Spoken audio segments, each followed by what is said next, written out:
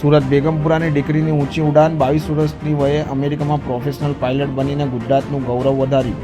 સુરતના બેગમપુરાના વતની સંજયભાઈ દાડિયાની દીકરી દીપાલી ઉંમર વર્ષ 22 યુએસના કેલિફોર્નિયા શિફ્ટ થઈને પ્રોફેશનલ પાયલટ બનવાનું લાયસન્સ મેળવ્યું.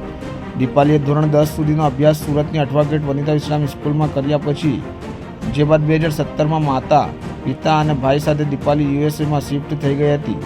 માતા પિતા અને ભાઈ ન્યૂ જર્સીમાં રહેતા હતા, જ્યારે દીપાલી પાયલટ બનવા અરમાનો સાથે કેલિફોર્નિયામાં એકલી સ્થાયી થઈ હતી, જ્યાં અનેક પડકારોનો સામનો કરીને દીપાલીએ પાયલટ બનવાનું સપનું પૂરું કર્યું.